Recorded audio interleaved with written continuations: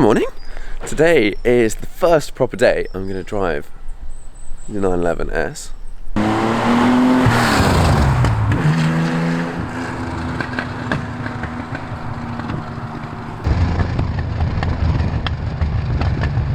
Thing. And I thought I'd bring you guys along. I'm just waiting to meet up with a couple of other people in some other cars, and then we're going to go for a drive. And I'll sort of try and bring you along with my experience. I had a little bit of a drive back from picking it up the other day, and I quite enjoyed it. But this is going to be the first proper day of driving the car, and we'll see. I love it so far. I love it. It's great.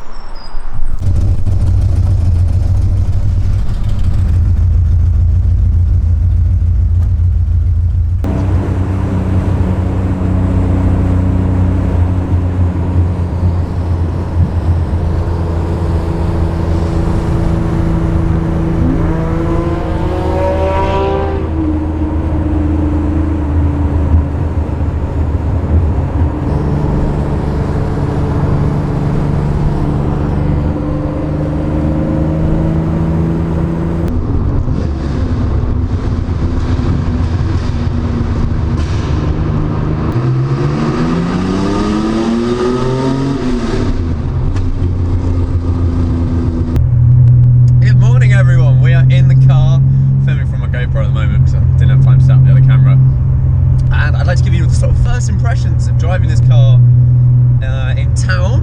At the moment I have the exhaust in the loud configuration, which you just basically slot in these almost look like pistons into the exhaust, and then you lock them in, and then it flows out in one. It has three pipes, and it's quite rumbly, it's quite bassy in town. It's like it feels, when you're just idling, it's like just kind of cruising along, and it sounds phenomenal, makes loads of pops and bangs and cracks and all this kind of stuff. In terms of driving, it's quite an upright position, just sort of pretty chilled. I've got the smaller wheel rather than the massive old school style wheel, so the steering feels quite good. The big thing that I get is the suspension. It's actually, because they're big tyre walls and the suspension's set up really nicely, it rides really well. In terms of kind of comfort wise, it's firm, but it's actually a really nice ride.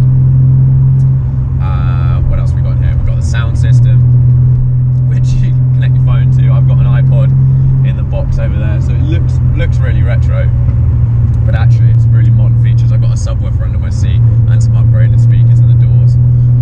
The interior of the car is really nice. It's all, it looks immaculate.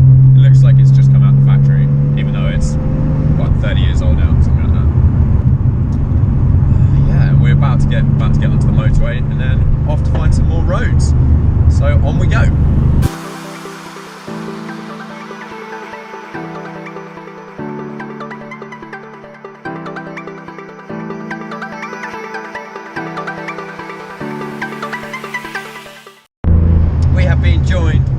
Joe Achilles in the Focus RS. I don't know whether the camera's actually pointing at me.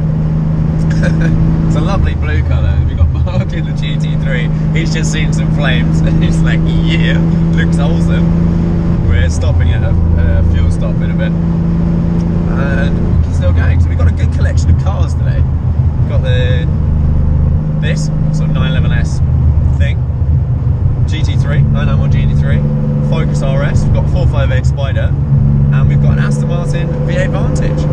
Kind of a bit of everything. I'm looking forward to today. It's good fun. Something else about this car that's different to my other cars is the gearbox. I think it's the 910, 905, 910, something like that. Gearbox. So it's the old Porsche gearbox, and it's quite it's a really long throw. And all the changes, you have to be really precise, and you have to wait. But it is, when you get it right, it's really satisfying. Now, I think this, I don't know whether they just sound like someone being like, oh, old is better, whatever. The GT3 RS is through the gears. You really have to work it, you have to be precise about it. This, you have to be very sort of precise,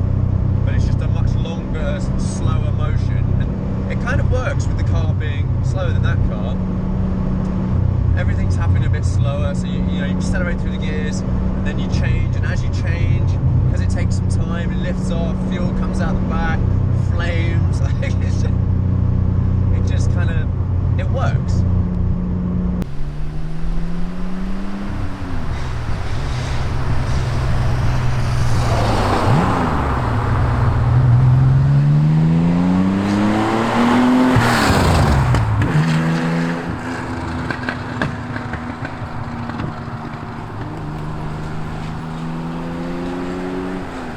But it doesn't feel to me like an old car. When I'm driving, I don't think this is old. I just think it's simpler, which is kind of what appeals to me about this, because it looks cool and classic, but the steering's got a little bit of wobble, but the steering is quite direct. The inputs are all quite direct, you're very connected, it's got all the modern stuff. And so far, so good. So far, so good.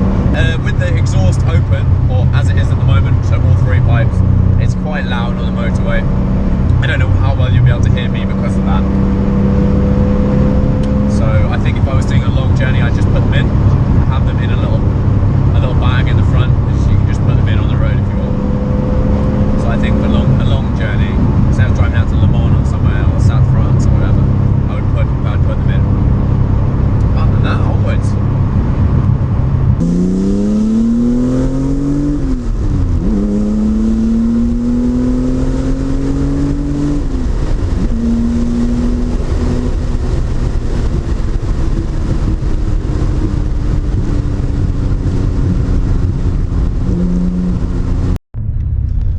Bit of an update that I've noticed, because I'm following the GT3. It's very interesting, the ride difference between the two cars. My car's got quite a lot of travel, and it's not very low. So I can, along these country roads that we're going along, the GT3 has to slow down if it gets really bumpy or anything, whereas this car just cruises like straight over. So which lets me carry quite a lot more speed than necessarily potentially the GT3. I'm sure outright grip, no way, but I'm definitely getting chucked around a whole lot less.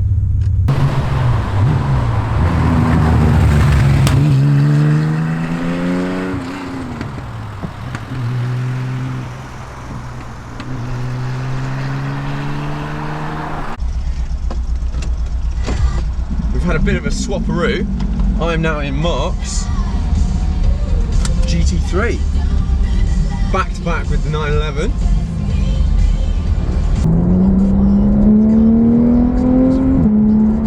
Oh, the noise! Oh, you probably can't hear me in here.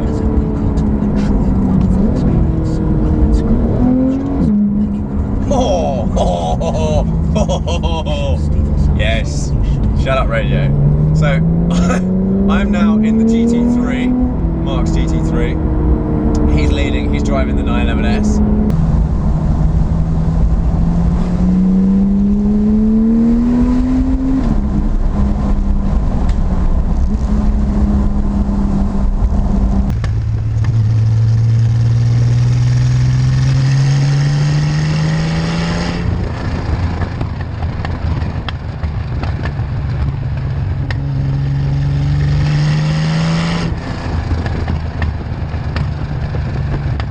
Wanted to see what the two are like. Oh, it's very different.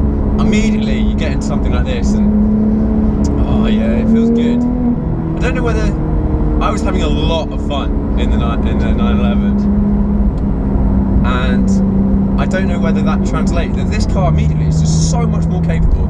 You can just tell off the bat. Sounds good though. Sounds good with that exhaust. It's Sharkworks pipe on this one.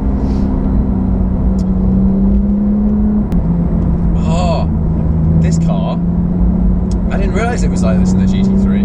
They have the sort of manual blipping. This must be really dark. You go forward to go down, which is the motorsports way of doing it. Most car manufacturers don't do that though. Yeah, it's good. It's got the good seats as well.